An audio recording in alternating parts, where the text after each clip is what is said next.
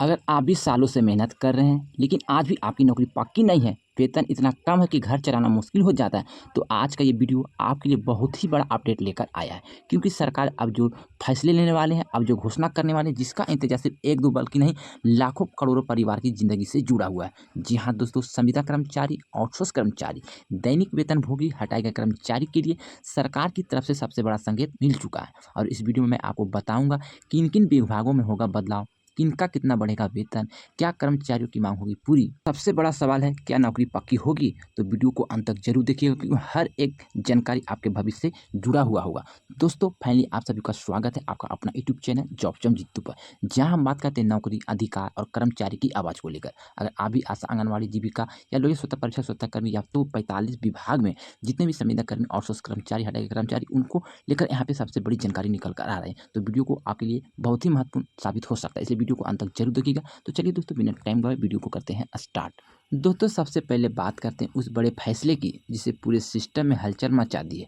सूत्र के अनुसार सरकार अब संविदा आउटसोर्स कर्मचारी को लेकर एक बड़ा रणनीति बदलाव करने जा रही है, जिसकी तैयारी पूरी हो चुकी है। अब तक क्या होता था, कर्मचारी काम करते थे लेकिन ना अस्थायी नौकरी, ना बराबर का वेतन। लेकिन अब सरकार इस व्यवस्था को बदलने की दिशा में कदम बढ़ा चुकी है।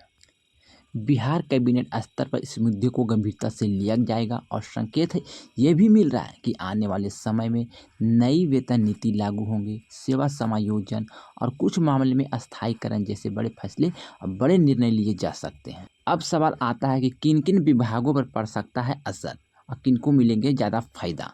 तो दोस्तों ये फैसला सिर्फ एक विभाग तक सीमित नहीं है, बल्कि यहाँ पर देखिएगा तो 40 से 45 विभाग ऐसे हैं जिसे इसे प्रभावित कर सकते हैं, जिसमें से प्रमुख है स्वास्थ्य विभाग, आशा, एएनएम, आईसीडीएस, आंगनबाड़ी सेविका सहायिका, जीविका समूह, लोहिया स्वच्छता पर्यवेक्षक, स्वच्छता कर्मी, शिक्षा विभाग, अनुबंध कर्मचारी, नगर विकास विभाग और पंचायत स्तर के कर्मचारी। यानी कि साफ है यह फैसला लाखों परिवार की जिंदगी को बदल सकता है। कितना बढ़ेगा वेतन, सबसे बड़ा सवाल।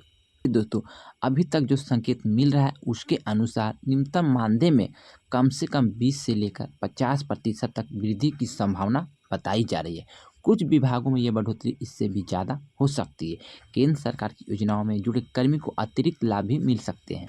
उदाहरण के तौर पर समझिएगा तो आशा कार्यकर्ताओं का मानदेय बढ़ सकता है, आंगनबाड़ी सेविका सहायिका के नई दरें से भुगतान मिल सकता है, स्वच्छता कर्मियों को अस्थायी वेतन स्केल में लाने की तैयारी भी हो सकता है। हालांकि अंतिम निर्णय कैबिनेट में ही होगा, जो कि 48 विभाग से जुड़े हुए जितने भी संविदा कर्मचारी है, आउटसोर्स कर्मचारी, हटाए गए कर्मचारी, उनको लेकर भी बहुत बड़ा यहाँ पर बेनिफिट हो सकते हैं।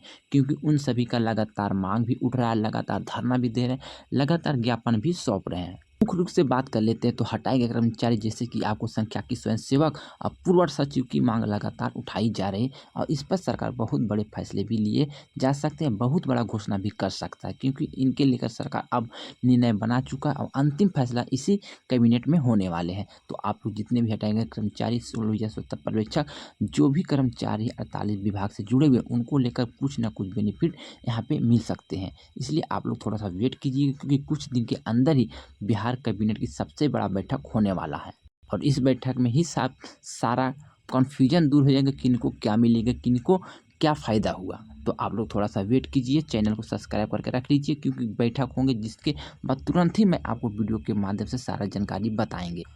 दोस्तों कर्मचारियों की मांग क्या थी? दोस्तों ये सब अचानक नहीं आ रहा है, क्योंकि इसके पीछे कई वर्षों का आप सभी का संघर्ष है।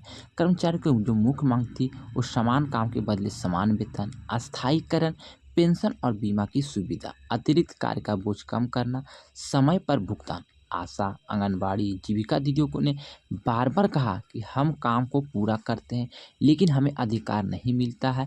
और लोग स्वच्छता परीक्षक, स्वच्छता कर्मी भी कहते हैं हम सुबह 5 बजे से उठकर शाम के 5 बजे तक लगातार काम करते हैं, गली मोहल्ले को साफ करते हैं, कचरा को उठाते हैं, फिर भी हम लोग का मानदेय इतना कम क्यों? और इन्होंने लगातार आंदोलन भी किए हैं, लगातार धरना भी दिए हैं और ज्ञापन भी सरकार के पास दिए हैं, जिला में सौंपे हैं। यही कारण कि यह आवाज़ धीरे धीरे आंदोलन में बदल गया है।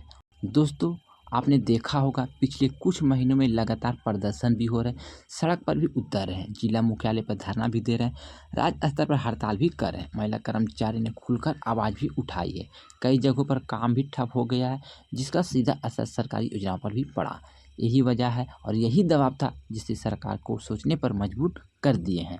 दोस्तों, अब बात करते हैं उस कैबिनेट की जो सबसे बड़ी कैबिनेट होने वाली है, सबसे महत्वपूर्ण हिस्से को मैं यहाँ पे बताने वाले हैं। सूत्र के अनुसार इस मुद्दे को कैबिनेट के एजेंडों में शामिल किया जाएगा। विभाग में रिपोर्ट मांगी गई है। वित्त विभाग से बजट का आकलन हो रहा है और कुछ रिपोर्ट में ये भी कहा जा रहा है कि चरणबद्ध तरीके से लागू किया जा सकता है। पहले वेतन बढ़ोतरी, फिर अस्थायीकरण, यानी सरकार जल्दीबाजी में नहीं बल्कि प्लानिंग के साथ फैसला लेना चाहती है। दोस्तों, भविष्य में क्या होगा, सबसे बड़ा सवाल है। तो आगे जो होने वाला है यहाँ पे ध्यान से समझिएगा। दोस्तों, अगर सब कुछ सही रहा तो आने वाले समय में 48 विभाग के संविदा कर्मचारी के लिए नई नीति लाई जा सकती है, जिसमें वेतन में सुधार होंगे, कुछ पदों पर अस्थायीकरण की संभावना बढ़ेंगे और सबसे जरूरी कर्मचारी के समान मिलेंगे। लेकिन सच्चाई ये भी है दोस्तों, सब कुछ तुरंत नहीं होगा। इसमें प्रक्रिया लगता है, इसमें टाइम लगता है। इसलिए धैर्य बनाना और एकता ही दोनों जरूरी है आप सभी को लेकर। ज़्यादा आप लोग को हड़बड़ी नहीं करना है। सरकार जो प्रक्रिया करेंगे वो धीरे धीरे करेंगे। एक दफा सोचिएगा तो होना मुश्किल है। इसलिए आप लोग भी धैर्य बनाए रखें और एकजुटता के साथ रहें। दोस्तों, अब बात करते हैं, ये सिर्फ वेतन की बात नहीं हो रही है, ये उस माँ की बात हो रही है जो सुबह से शाम तक काम करती है लेकिन घर लौटकर भी सोचती है क्या मेरी नौकरी सुरक्षित है। ये उस कर्मचारी की कहानी जो सालों से सेवा दे रही है लेकिन आज भी अस्थायी है। दोस्तों, अगर आप भी चाहते हैं ये फैसला जल्द से जल्द लागू हो तो इस वीडियो को ज़्यादा से ज़्यादा शेयर करें ताकि आपकी आवाज़ सरकार तक बहुत जल्द पहुंच सके, क्योंकि मैं आपको लेकर हमेशा नई नई जानकारी आपको ले लाते रहते हैं। तो दोस्तों, वीडियो अगर आपको पसंद आए हैं तो चैनल को सब्सक्राइब और साथ में बेल वाला आइकन को दबा लें, क्योंकि दोस्तों बेल वाला आइकन दबाने से आपको ज़्यादा ही फ़ायदा मिलेंगे। जब भी मैं वीडियो डालेंगे जिसकी सूचना सबसे पहले आपको नोटिफिकेशन के माध्यम से प्राप्त हो। तो मैंने सारा जानकारी, सारा इन्फॉर्मेशन आपको इस वीडियो में बता दिए।